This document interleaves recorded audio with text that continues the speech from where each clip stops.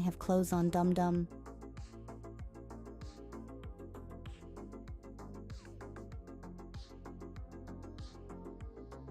Yeah, bra and underwear.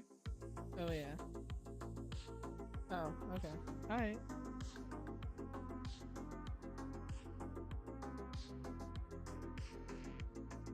Who am I here with, you dum-dum?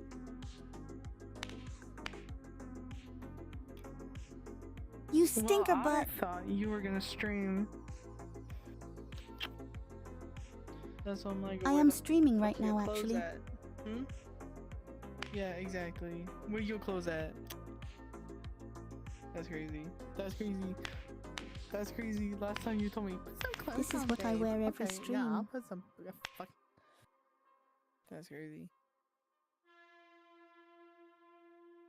You're a stinker.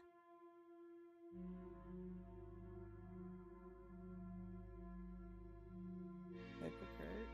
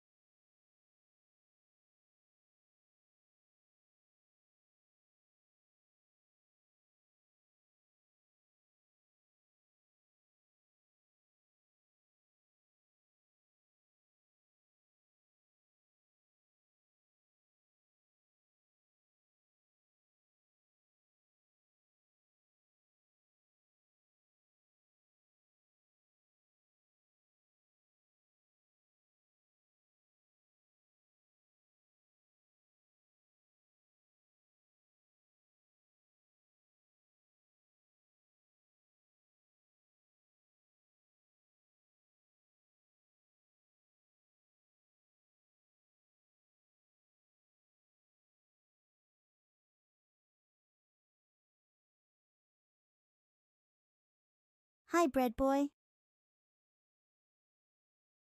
Thank you. The Y-Files is brought to you by Warframe's latest update, Whispers in the Walls. For thousands of years, we've pondered the meaning of dreams. Dreams offer insight into our subconscious. Dreams help us process emotions and organize our memories. Most of us live our waking lives giving a sort of performance. Whether through dishonesty, embarrassment, or simply by being polite, there are thoughts we do not share. But while you sleep, your inhibitions disappear, and you're left with the raw, unforgiving truth, the real you. But dreams can be more than that. Some claim dreams are the realm between ours and the spirit world. Some dreams can predict the future. Studies have shown that dreams can be shared between people. Lucid dreaming is when you, not your dreaming self, your conscious self, controls the dream. You are literally a god. The universe is your playground. It's exhilarating and powerful, but there is a dark side. What if, while lucid dreaming, you weren't in control of the dream, but someone else was? Well, that's no longer a dream, it's a nightmare. And it's no longer a playground, it's a prison.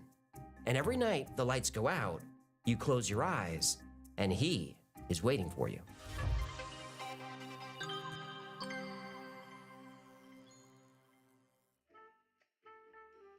I don't know, Seymour. That looks like it might be infected. Human, Where are you? You haven't shown up to work in days. they're in the walls. Why are you whispering? What's in the walls? The whispers. Well, if the whispers are in the walls, why are you whispering? I have to speak very All right, softly, it's perfect. using only my breath without my vocal cords. Are you defining the word whisper to me? You know, I don't have time for this. I have to patch a beaver-sized hole in the garage. Beaver? Oh, those giant rodents are gonna get it. You semi-aquatic rats are giving me a neurological disorder. Yeah, I think that was pre-existing. What? Nothing. Since you're home, maybe you could patch the hole? Well, I can't. I'm a little busy. Busy with what? You haven't left the house in over a week. I've been hooked on this super addicting co-op lunar shooter called Warframe. Wait, is that today's sponsor? Yes, let me tell you all about it. In Warframe, you play as sword-wielding, gun-shooting, wall-running space ninjas battling evil in a massive... Where can I play?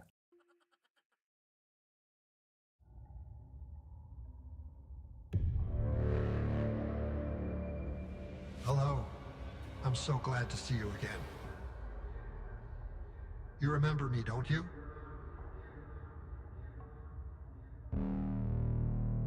In 2006, Jeannie, a woman living in New York, was at her weekly session with her psychiatrist, Dr. Brian Stone.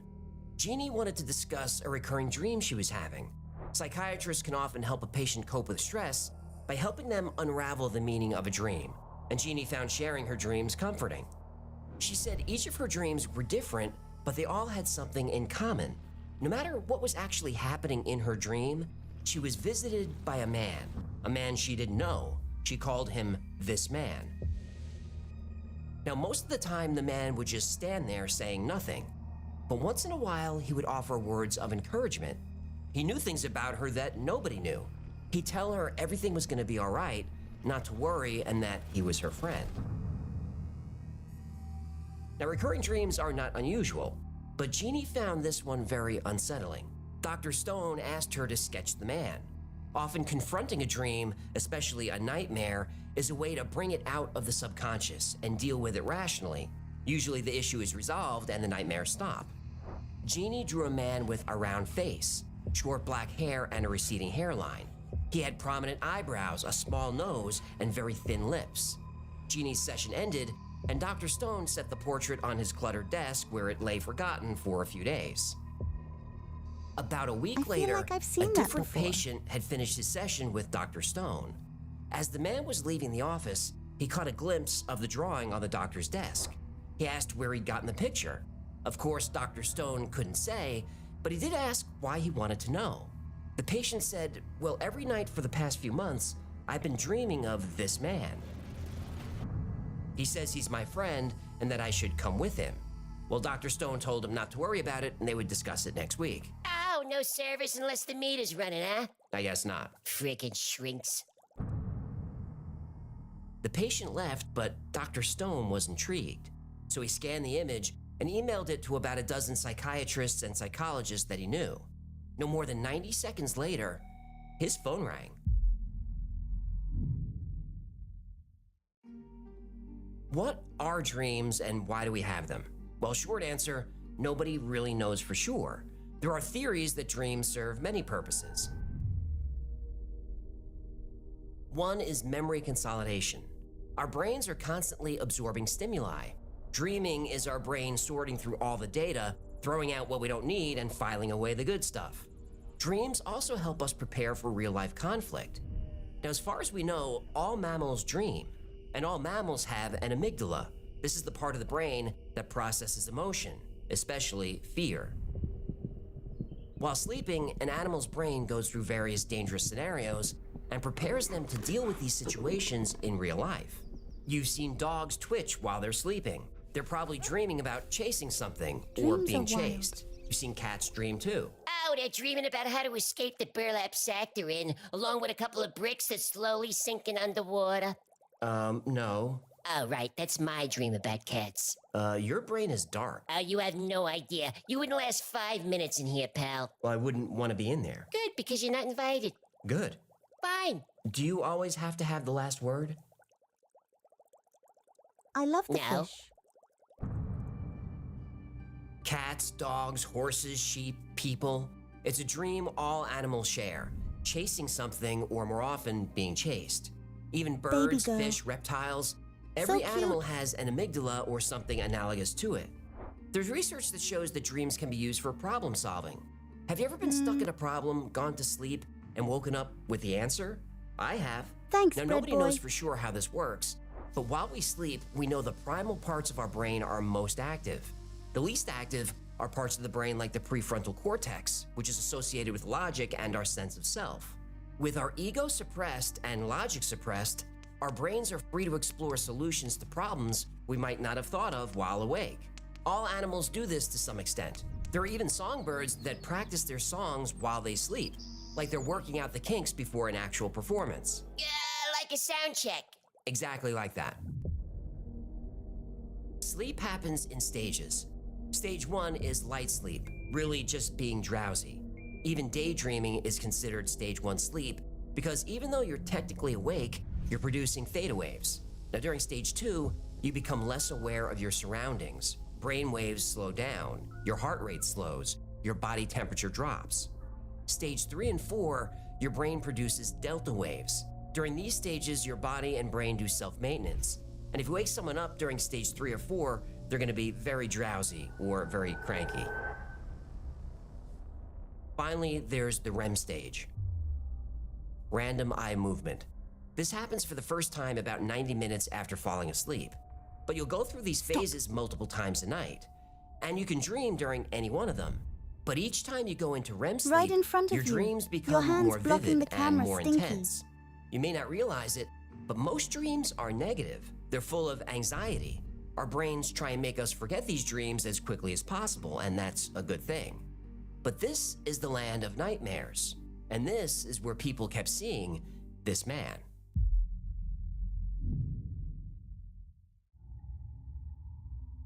No, don't be afraid. I'm your friend, remember? Your friend. Now, I need you to listen very closely. you have to follow me. Wait, Dr. what? Stone's phone I'm was so ringing confounded. nonstop. His inbox was flooded. He was being contacted by psychiatrists, psychologists, neurologists, even priests. Dozens of people had reported seeing this man in their dreams. He looks exactly the same, and the story is always the same. He shows up every night, he rarely speaks, he wants something, and he wants you to go somewhere. Now, this had been going on for a couple of months, and although nobody was being threatened, people were terrified.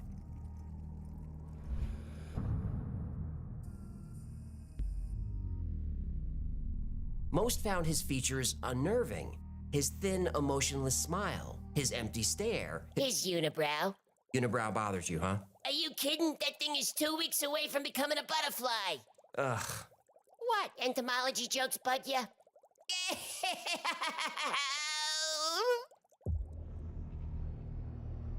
By the end of the week, Dr. Stone had documented 80 cases of people seeing this man in their dreams. It was too much of a coincidence. As Dr. Stone pondered, he received an email from a colleague in Berlin. The email contained a link to a website, thisman.org. On the site were reports of this man from all over the world. LA, Tehran, Sao Paulo, Rome, Beijing, Barcelona, Stockholm, Paris, New Delhi, Moscow, really everywhere. That's creepy People were as putting fuck. up signs asking, have you Look at dreamed chat, this babe. man? Hi, Carlos. And the answer around the world Hello. was yes. I guess my text of speeches is not working It seemed now. as if in every country, in every culture around the world, this man was appearing in people's dreams. This man had been seen at least 2,000 times. Nobody knew who he was, but the theories covered everything. People of faith thought he was a religious figure, though whether he was good or evil, they didn't know. A more pragmatic theory said that because there were posters of him everywhere and his image was disturbing, people couldn't help but dream of him. Then there was the darkest theory, the one nobody wanted to talk about. I want to talk about it. Well, remember Project Stargate, where the CIA was using psychics for remote viewing locations around the world? I'll leave a link below. Thanks. The CIA had a sub-project within Stargate, lucid dreaming. Of course they did. They wanted to see if Sounds they could good, communicate Bread with Boy. someone who was dreaming and potentially implant thoughts or images into the sleeping person's mind. This is the plot to the movie Inception, you know. I know, but Inception came out in 2010. The CIA project started 20 years earlier in 1991. So now there are a few frightening questions. Did the CIA get this to work? Who is this man? And most importantly, what does he want? I'm gonna shut up. While these What? questions were being asked, the Don't number worry of people about it, don't worry reported about it. seeing this Don't- man in their don't worry dreams about it. I'm was up just- to 8,000. So either this was a dream experiment gone completely out of control, or It is interesting. it was working perfectly. The ancient Greeks and Romans believed that some people had the ability to dream of the future, and there could be evidence of that. On April 11th, 1865, Abraham Lincoln entered the East Room of the White House. There was a coffin in the middle of the room. The president asked one of the guards what happened. The guard said an assassin killed the president. Now, that wasn't Lincoln's first dream about his death, but it was his last. He was killed 4 days later. Mark Twain had a dream about his brother in a metal coffin. Those were rare at the time. Brothers? Metal coffins. Ah.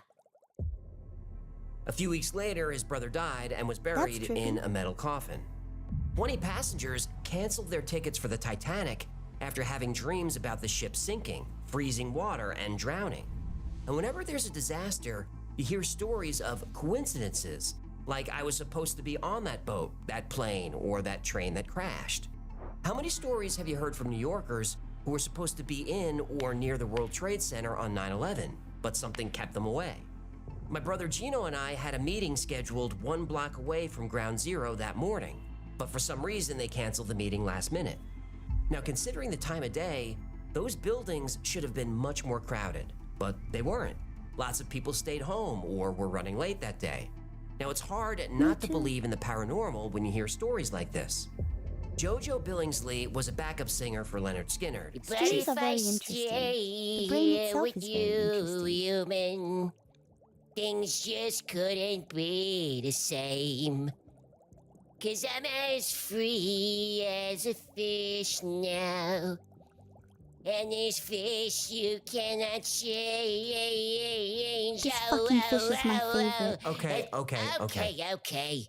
Sorry, Lord knows I can't change. Anyway, she dreamed the band was in a plane crash. They were due to fly the next day. She refused to get on the plane and begged the rest of the band to do the same. They ignored her. Later that day, the plane ran out of gas and crashed near Gillsburg, Mississippi. Out of the 26 people aboard, 6 were killed, and the other 20 almost were. The story's even creepier because the crash happened 3 days after they released the album Street Survivors. The album cover was later changed, but it was originally the band members surrounded by flames. Now, stories of dream precognition are anecdotal and should be viewed skeptically, but still, the stories can't be ignored. On October 19th, 1966, in Aberfan, a small mining village in South Wales, 10-year-old Errol Mae Jones told her mother about her dream. She said, "I dreamt I went to school and there was no school there. Something black had come down all over it." 2 days later, the top of the mine collapsed and caused a landslide. 140,000 cubic yards of water, coal, and mud poured into the village and covered the school. 116 children and 28 adults were killed, including 10-year-old Errol Mae Jones. Psychiatrist John Barker heard about the young girl's prediction. Barker visited the site and learned that a number of people had dreams about the landslide before it happened. This led him to form the British Premonitions Bureau. He would document this and other events where dreams preceded them. Barker found 2 people who could predict events with remarkable accuracy. The first was Alan Hensher. Alan was from Aberfan and dreamed of the coal mine disaster. Alan called Barker in a frenzy one evening. He said he saw a plane crash over mountains. There were 124 people killed. 9 days later, a Britannia passenger aircraft carrying 130 people was flying in bad weather. It tried to land in Cyprus. Visibility was poor. It crashed into a high hill, broke into pieces, and caught fire.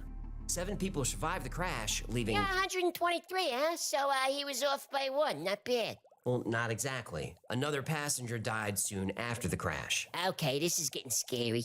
Did I stop? Nope. Then Barker met Kathleen Middleton.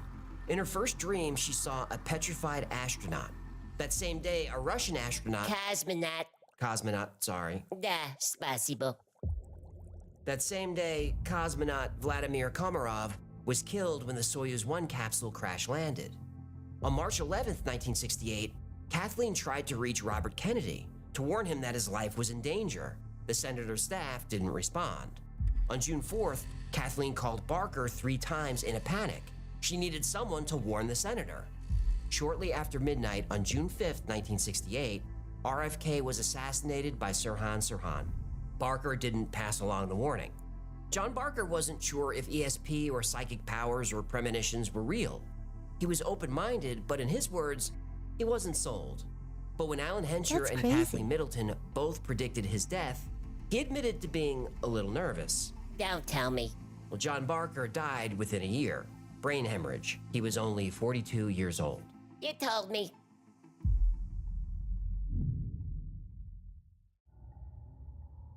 No, don't look away. Look at me. Look at me.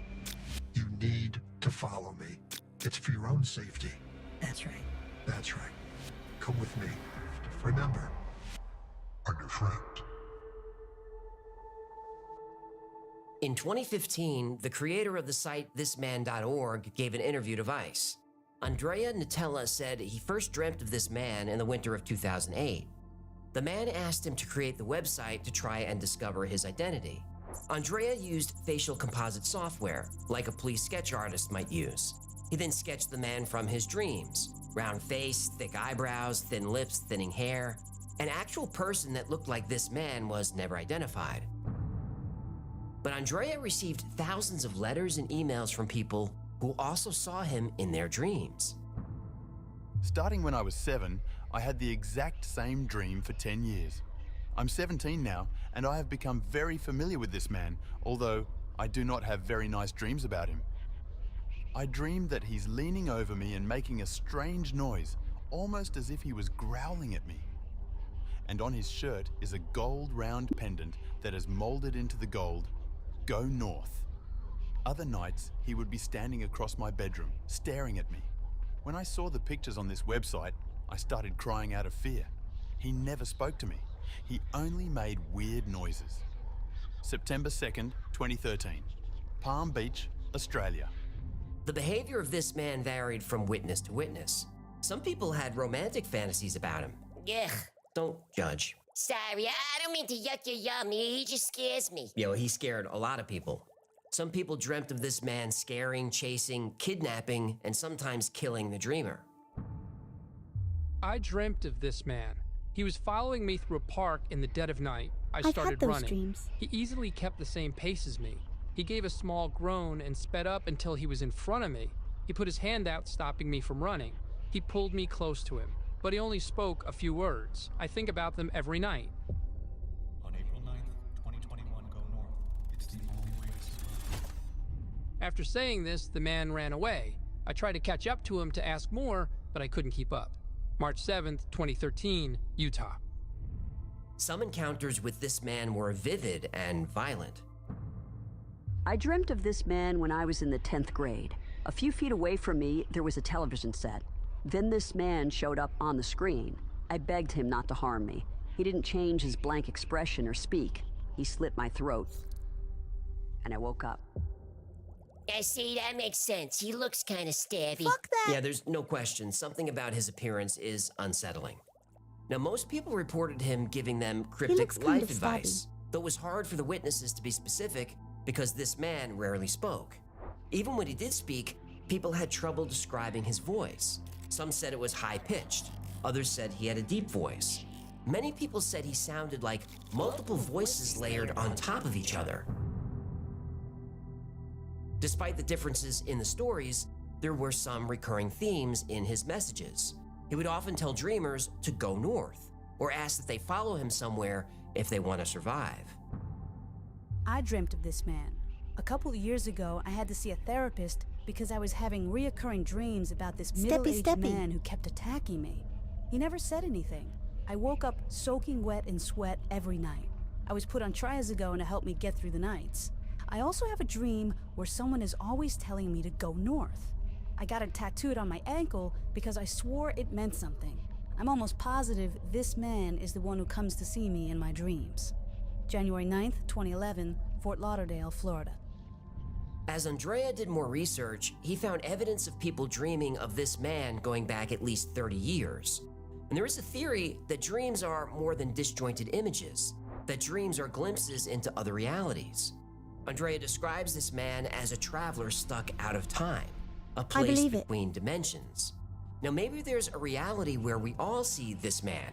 Maybe he's someone important, a spiritual figure, a leader, a god. Nobody knows. But now that you've seen a picture of this man, your brain can't help but look for him. Oh, great. But witnesses claim he knows who's looking for him. So don't be surprised if tonight you find him, or rather, he finds you.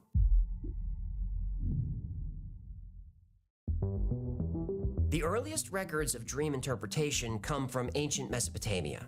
The famous Assyrian dream book in the library of King Ashurbanipal goes back to the 7th century BC. In No, ancient Egypt, tonight. dreams were considered a direct means of communication with the gods.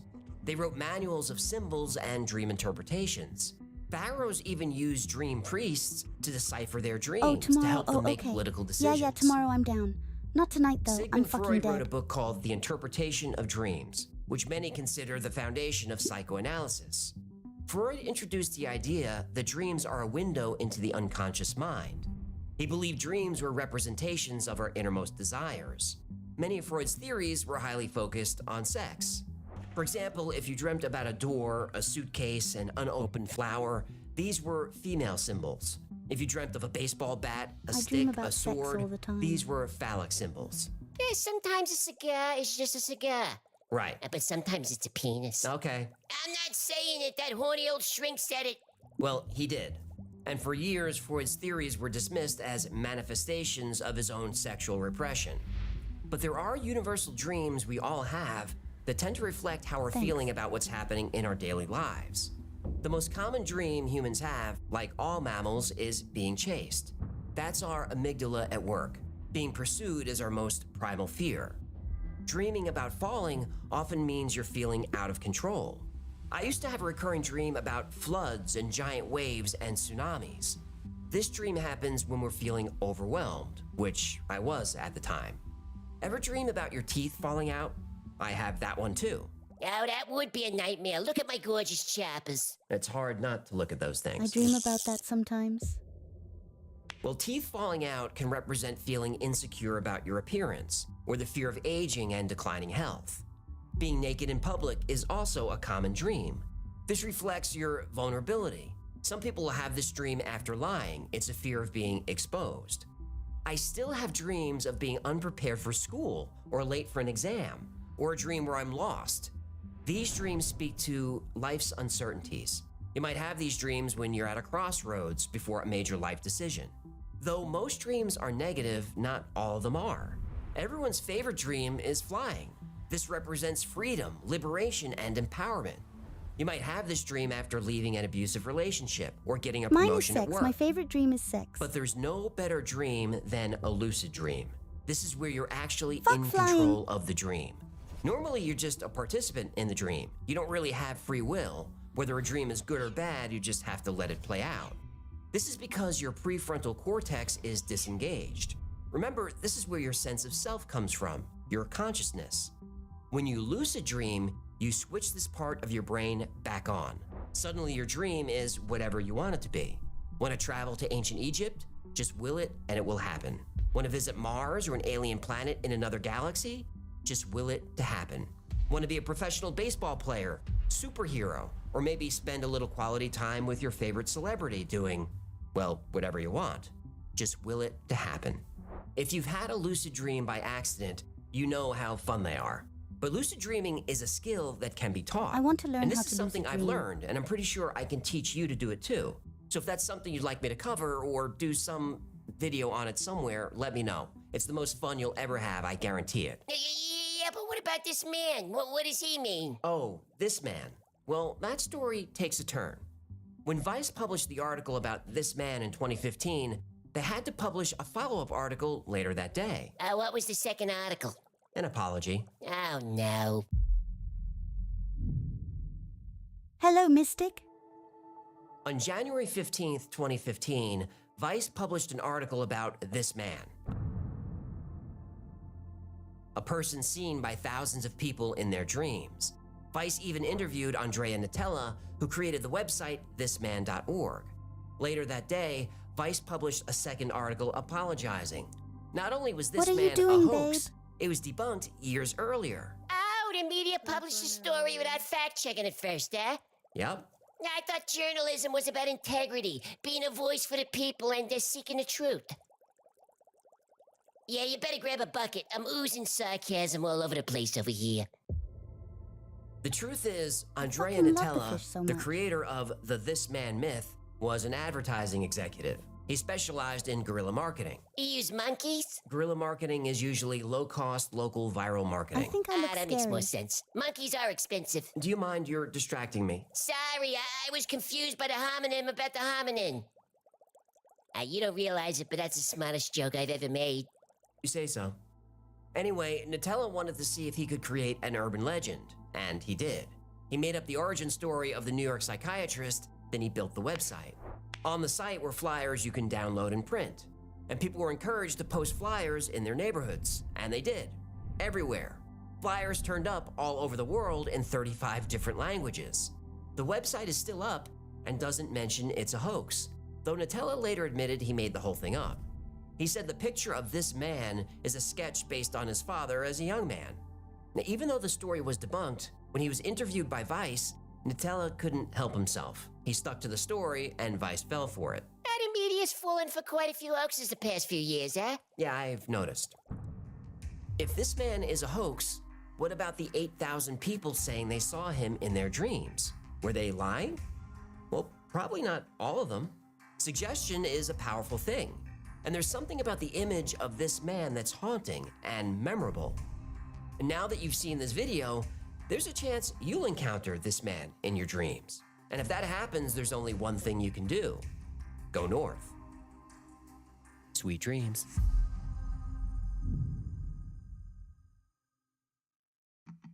Thank you so much for hanging out with us today. My name is AJ. I fucking love this channel. Jump to daddy. This has been the Y-Files. If you had fun or learned anything, do him a favor, like, subscribe, That was a comment, good one. share. That stuff really makes his fins get all jiggly. And like most topics we cover I on the have seen channel, you in my today's dreams.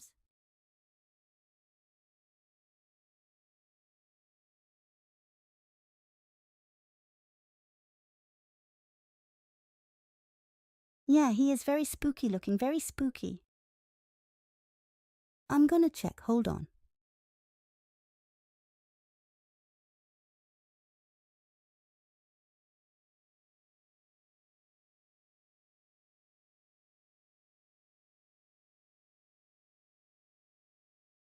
I have a really bad headache, so I think we got time for one more, you guys.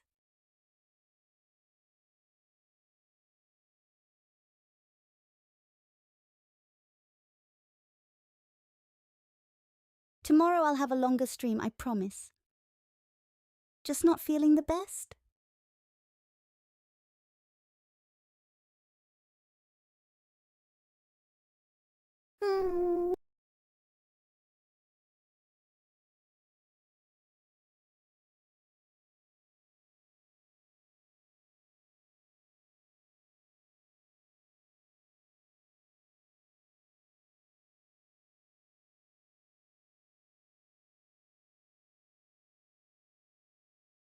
this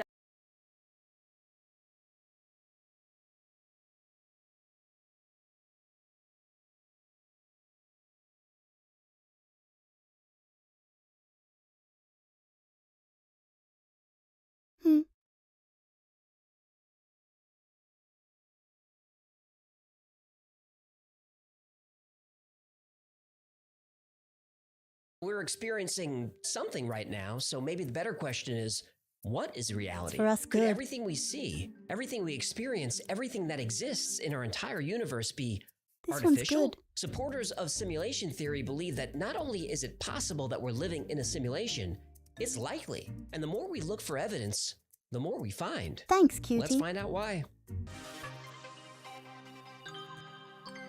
Bye. The idea of the universe being a simulation is not a new one. Theories exist in ancient cultures Thanks, around Mystic, the world. not by- Modern simulation theory comes from Nick Bostrom, a philosopher at Oxford who wrote an influential paper on the subject in 2003. Assuming that living in a simulation is is this? possible, Bostrom presents the simulation trilemma, which says one of the following must be true. One, Well we done. destroy ourselves before we're able to create Yes, a the right one, simulation. so- Two, we're able to create a simulation but choose not to. Or three, we are definitely in a simulation. Bostrom believes each of these is equally likely to be true. Now, I don't think that's controversial. We use computer models to study the human population, predict the weather, for entertainment. We simulate everything. And when a civilization can create a realistic simulation, the most obvious one to create is that of its own early existence. Bostrom calls this an ancestral simulation. And a civilization that can do this wouldn't just create one simulation, it would create many. And those simulated civilizations might create their own simulations of the universe, and on like Russian nesting dolls of reality. Now you're a character in that world and you think you have free will, and you say, I want to invent a computer. So you do. Hey, I want to create a world in my computer. And then that world creates a world in its computer. And then you have simulations all the way down. When Elon Musk was asked what he thought the chances were that our reality is the original base reality, the odds that we're in base reality is 1 in billions. Neil deGrasse Tyson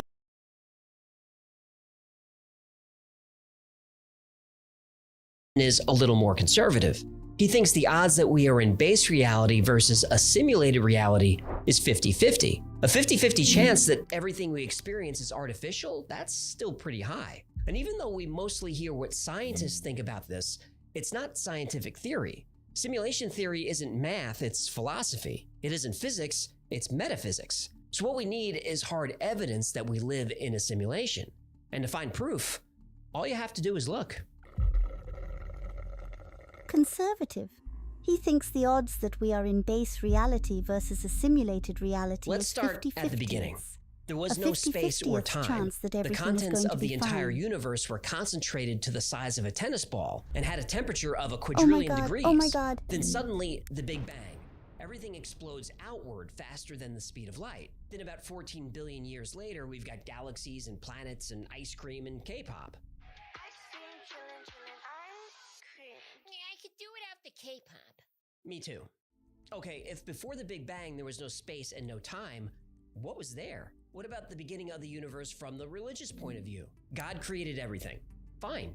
Where was he before? What caused the Big Bang to happen in the first place?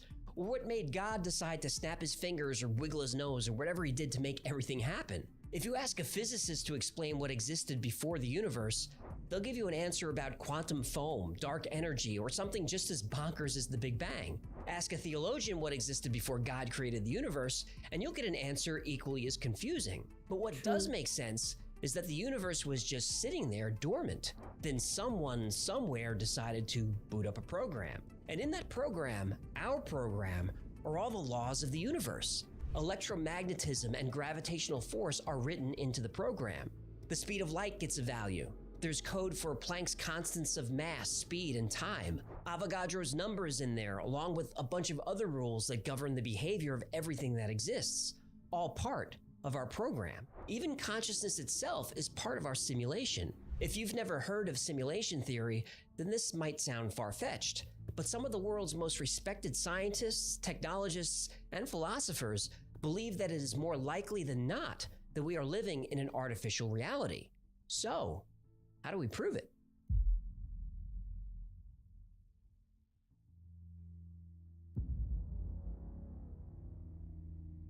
If we live in an artificial reality, it would make sense for there to be Scary. occasional glitches. Philip K. Dick is one of the most influential science fiction writers of all time. Movies based on his books include Blade Runner, Total Recall, Minority Report, The Adjustment Bureau, and plenty of others. He believed there are many universes, and sometimes those other realities bleed into ours. He claimed to have visions of this, and even wrote stories like The Man in the High Castle based on these visions. That in fact plural realities did exist superimposed onto one another like so many film transparencies. One way other realities blend into ours could be the Mandela effect. The Mandela effect is when a large number of people have memories of events that don't match reality. This is called the Mandela effect because millions of people specifically remember Nelson Mandela died in prison. He didn't. People remember his wife walking beside his casket in a funeral procession that was on television for 2 hours that day. This never happened. Or the Berenstain Bears, which people insist were always called the Berenstein Bears. People remember the tycoon from Monopoly having a monocle that he never had. What was Darth Vader famous for saying? Luke, What, babe? I am your father. Nope, he never said that. What? What about Stouffer's stovetop stuffing? Best part of Thanksgiving. No, it isn't, because there's no such product. Stovetop is made by Kraft. No. The evil queen from Snow White who looked into her mirror and said, Mirror, mirror True. on the wall. nope. Magic mirror on the wall, who is the fairest one of all? My reality is shattered. People remember Febreze being spelled with 2 E's. That's scary. People remember Jiffy peanut butter, but there's no such thing.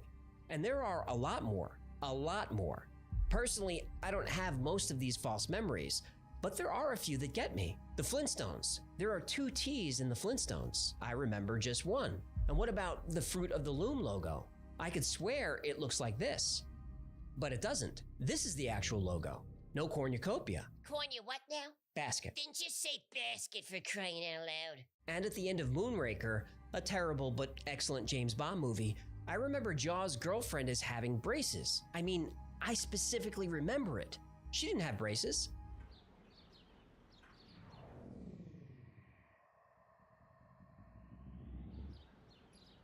I just can't get my brain to accept it. That's the Mandela effect.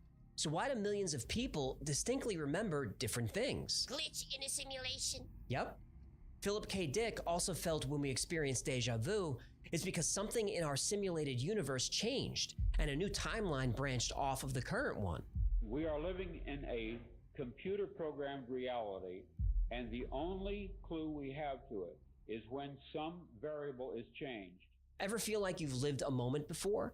That's because, according to Philip K. Dick and others, you have. Deja vu is the simulation correcting itself with new information. But skeptics can easily dismiss these theories. The human mind is terribly unreliable. They don't accept this as evidence. But we're not done yet.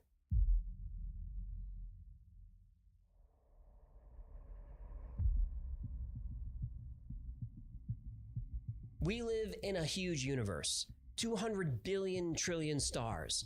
And even if life is rare, you'd think there'd be some evidence of it somewhere. This is Fermi's paradox. And according to the Drake equation, there should be over 1 million technologically advanced civilizations just in our galaxy. And on average, the nearest one should be just a few hundred light years away. But there's nothing, at least not that we can see.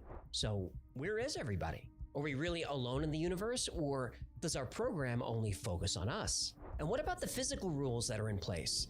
Max Tegmark, a cosmologist at MIT, said the strict laws of physics point to the possibility of a simulation. Putting a cap on the speed of light sure is a good way to keep your Sims from venturing out too far from home. Theoretical physicist James Gates thought simulation theory was crazy. Then he started studying quarks and electrons. He found error-correcting code buried deep inside the equations used to describe string theory.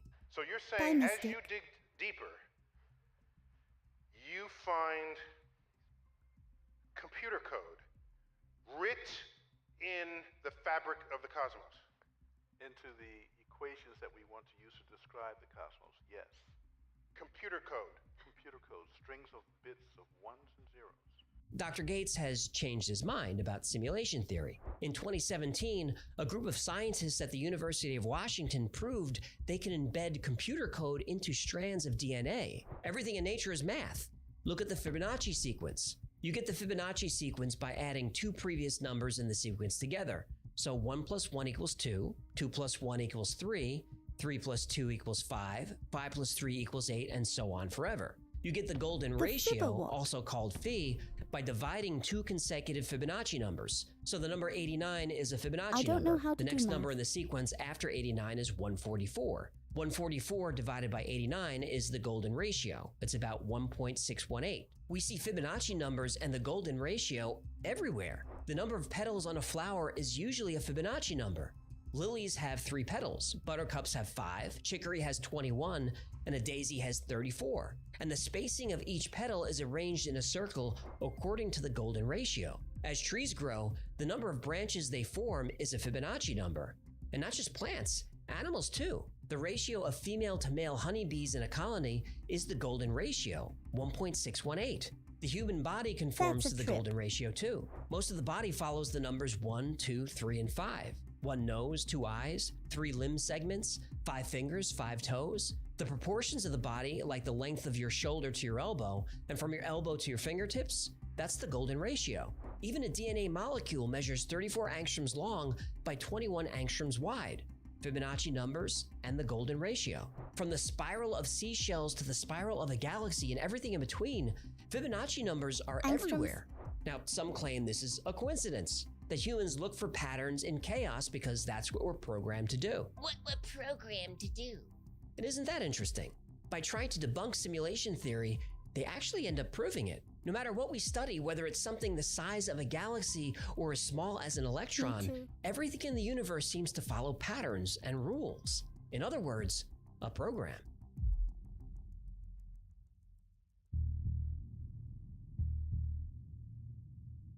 To simulate an entire universe, you'd obviously need more advanced technology than we have. But that doesn't mean we won't get there. Moore's law says that computing power doubles every 18 months, and this has held true for about 50 years. Now that is slowing down a little bit, but only because of physical limitations. Assuming we can learn to make microchips smaller, and there's no doubt that we will, it's predicted that artificial intelligence could surpass human intelligence within the next 100 years. As Elon Musk points out, when he was a kid, the world's most advanced video game was Pong, 2 rectangles on a screen. 40 years later, video game technology is barely distinguishable from reality. He said that 6 years ago. And even in that short time, video game engines have become even more realistic. Look at this footage from Unreal Engine 5. When a world we can build feels as real as our own.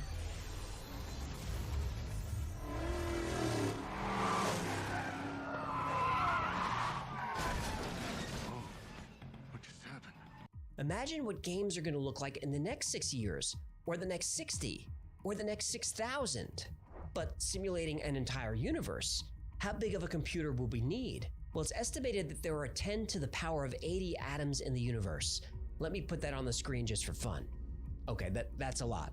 If each particle needs 128 bits to calculate its position and momentum, you're at 10 to the power of 83 bits. And that's just for data storage.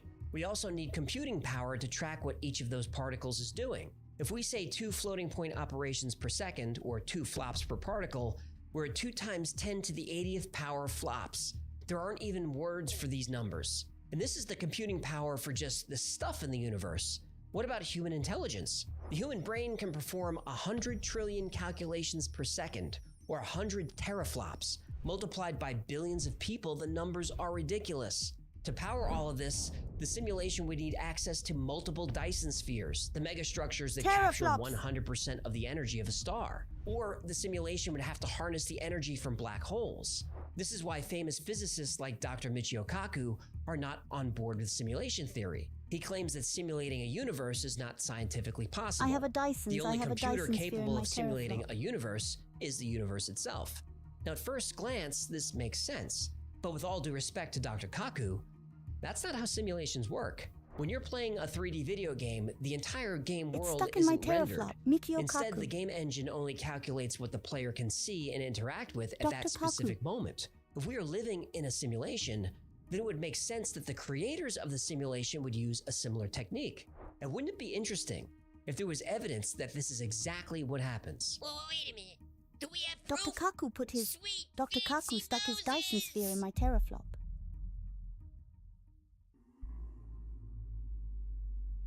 Supporters of simulation theory often point to video games as a way to explain, if not prove, that our reality is artificial. In a video game, the only data that is rendered is what the player sees or interacts with. If you're playing a video game and there's a car or building a mile away, that entire object isn't rendered. The game engine only renders the bare minimum of information to make the object look real. A distant building is rendered as just a few pixels, not that complicated.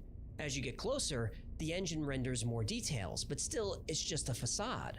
The engine doesn't bother calculating what's inside the building until you actually go in.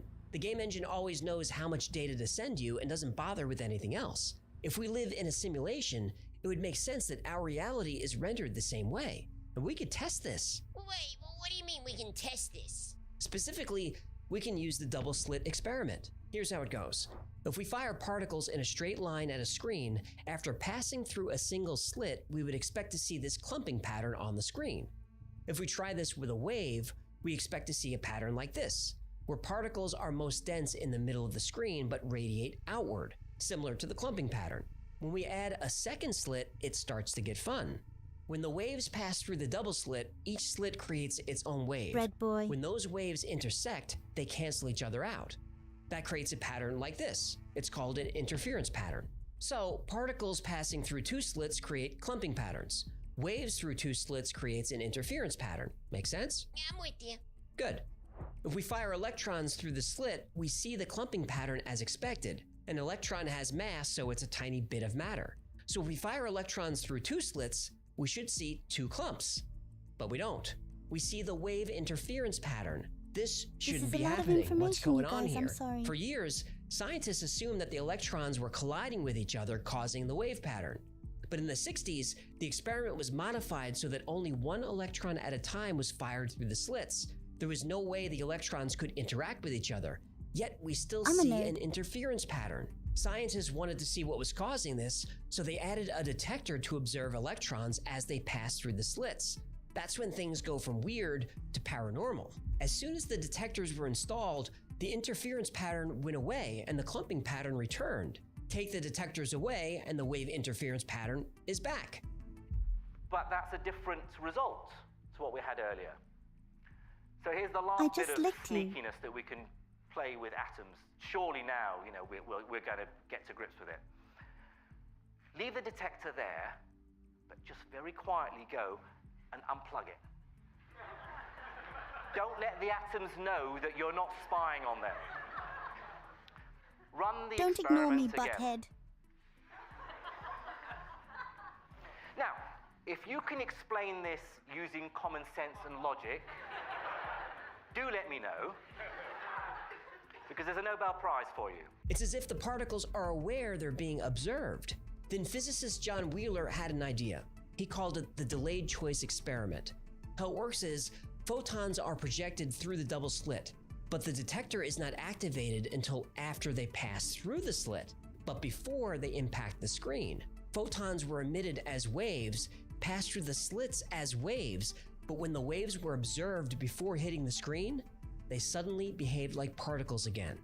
Still don't think there's an intelligence at work? Well, what Wheeler's experiment showed is that even though the electrons started as waves but behaved like particles after being observed, at the moment the decision to observe them was made, the electrons recorded themselves as having passed through the slits as particles. The electrons changed their state by going back in time. I personally find that I gravitate more towards the information theoretic point of view and believing that the universe that I exist in is a very good, high-quality simulation. Now, this experiment is happening on a table in a lab, a very short distance. So what happens when we observe light coming from vast distances, like say a galaxy 100 million light years away? If light from a distant galaxy is projected through the double slit, it creates the wave interference pattern. But if we push those photons through a measuring apparatus to observe them, the wave again collapses all the way back to its source. This is called retrocausality.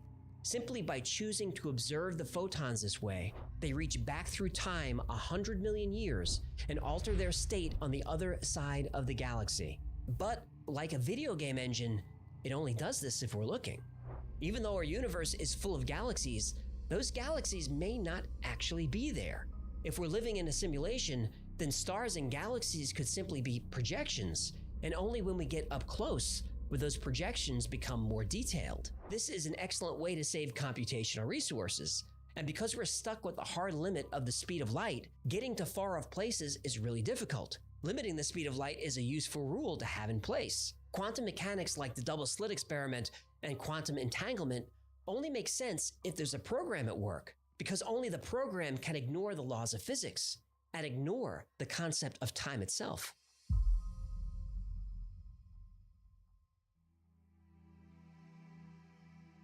A convenient case for simulation theory is you can't disprove it.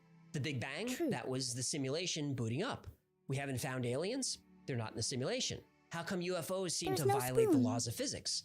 Well, because they're programs operated by the simulation creators. They don't have to follow the laws of physics.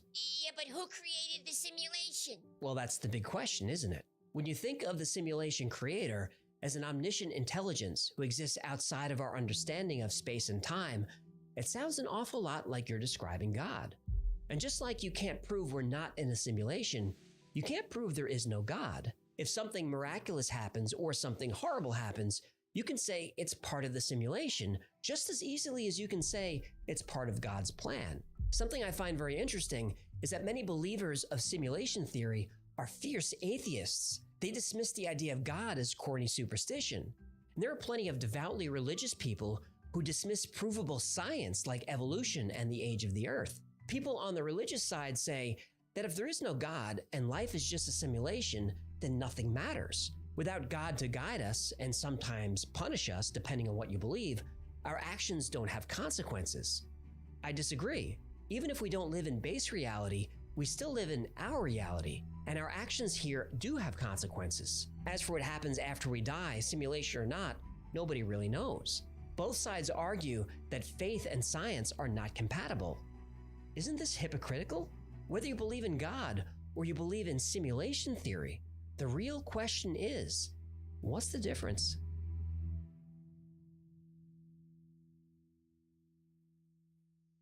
Thank you so much for hanging out with me today. My name is AJ, that's Hecklefish. This has been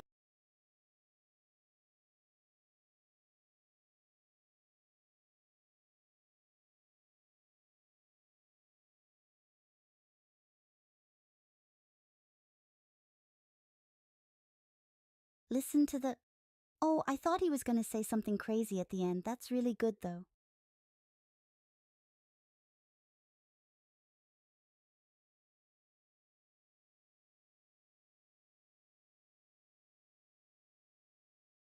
I like that one. A lot of information. I love you guys. Thank you guys. Subscribe, follow. Trying to do a heart. I love you guys. I'm going to sleep.